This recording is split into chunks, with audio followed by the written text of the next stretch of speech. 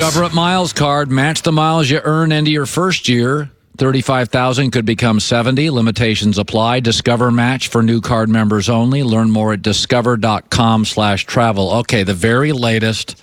Let's bring in Chris Haynes, FS1 NBA analyst, senior NBA insider, Yahoo Sports.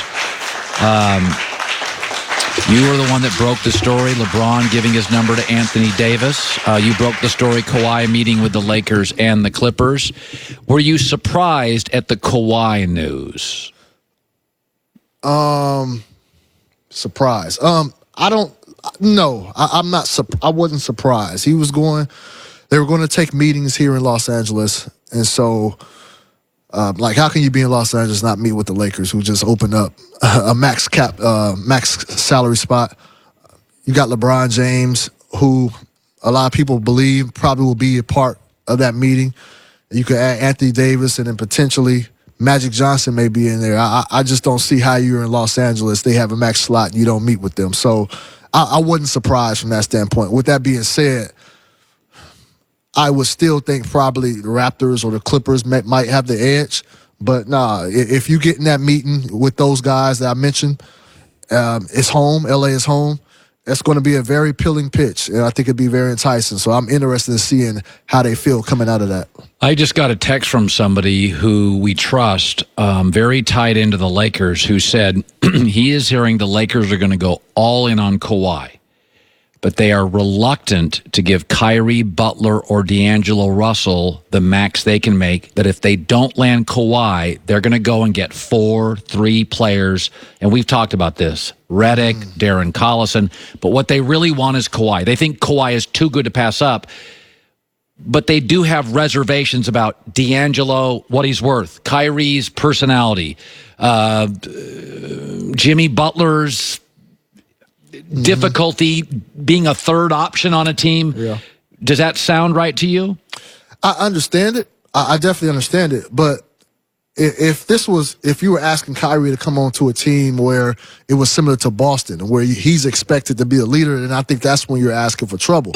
But he's played with LeBron. He knows how to play alongside that guy. He knows how to play high-stakes basketball. So him coming over, I think that would be an easy transition for him. Jimmy Butler, who I think he would know he's the third option. So that's the difference. Like, when Kyrie was in Cleveland, he inherited LeBron. LeBron came back. He was already there. He had to force himself to be able to play alongside LeBron. He didn't like it at times, and that's what led to the departure, but that LeBron came on to him. Kyrie or any of his other guys, Jimmy, they're coming over there. They're choosing to be the third option. They're choosing to sacrifice for the betterment of the team. So that's why I think it's a little bit different. Now, I wouldn't have so much of a reservation for Kyrie or Jimmy. You wouldn't? I would. Not when you got LeBron on the team, no. For about 2 days, there was a lot of D'Angelo Russell talk. That has slowed. Why? I think the fact that they're getting the meeting with Kawhi and it looks like they'll meet with Kyrie as well. I think that changes things because, for a while, we didn't know if the Lakers were going to have a max salary spot to give.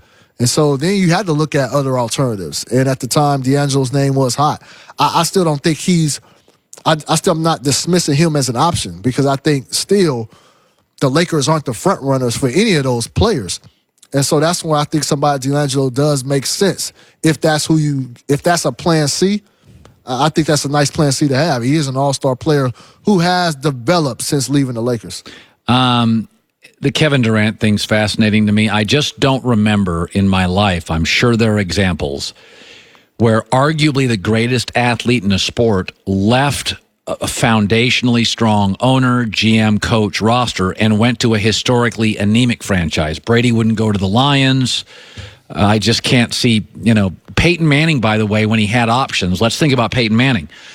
Peyton Manning was kind of a free agent, and he turned Seattle down at the time because they didn't have a Super Bowl yet. Yeah. He turned down, and Seattle had Pete Carroll, and he said no. He turned down Jim Harbaugh in San Francisco, a very good coach. And he chose Denver because of Pat Bowlen, John Elway, and he loved their defense. Okay. So we've had great players. He was kind of forced out of Indianapolis. But Peyton looked at offensive lines, looked at owners, looked at personnel. It's very rare in my life where the arguable greatest player would just join a team that has virtually no players. I mean, Dennis Smith Jr. is not a long-term guy, and he's our most talented guy. Okay. So I don't get it. So let me ask you this. Do you not get more Kevin Durant making a move to join the New York Knicks, a team that virtually has nobody? Yeah. Or do you not get more Kevin Durant leaving the team that when he was up 3-1 and joined the Golden State Warriors? The move that did happen. So what to you is most earth-shattering? Which one of those moves? I think Kevin Durant leaving a dynasty for a dumpster fire, I've never seen it in my life.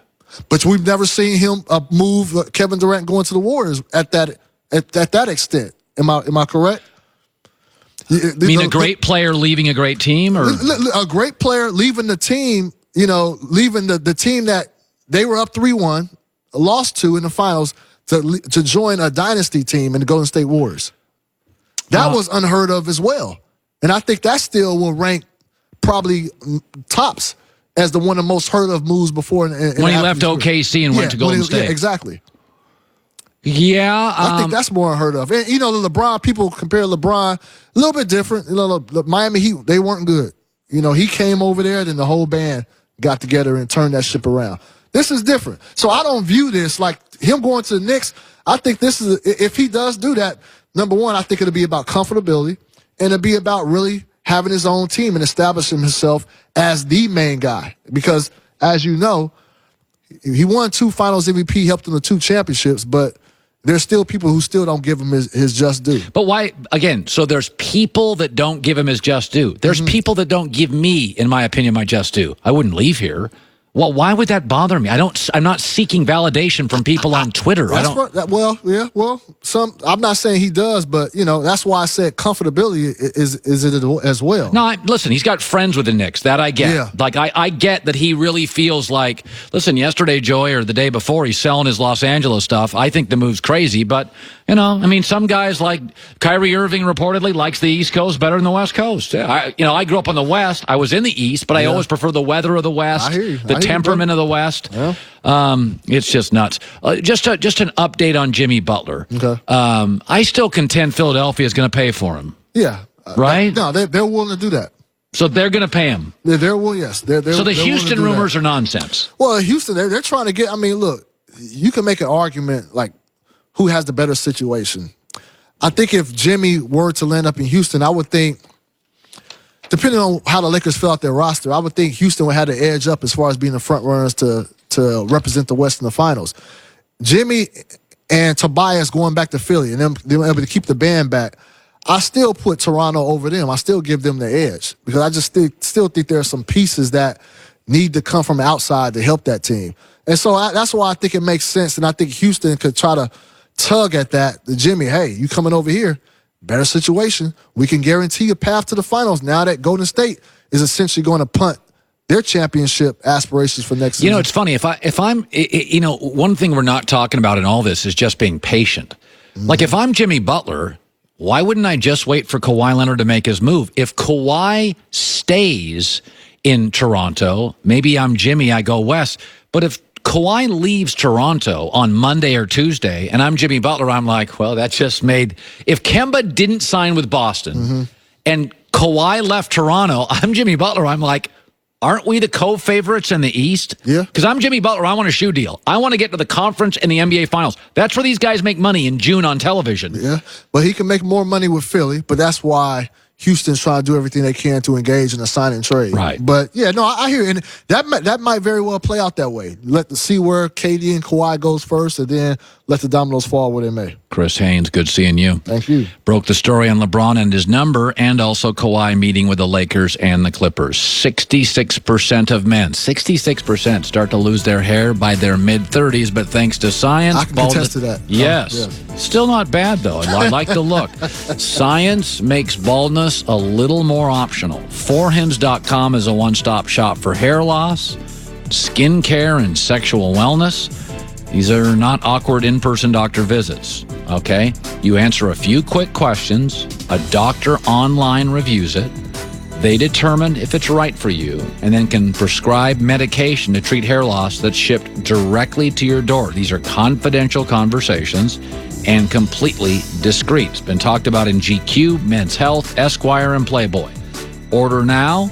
Get started. A $5 complete hair kit. Go to the website. They have full details and safety information. Not going to cost you hundreds in a long pharmacy line or in a doctor's office. Go to forhims.com/Colin. That's FORHIMS, by the way. forhims.com/Colin.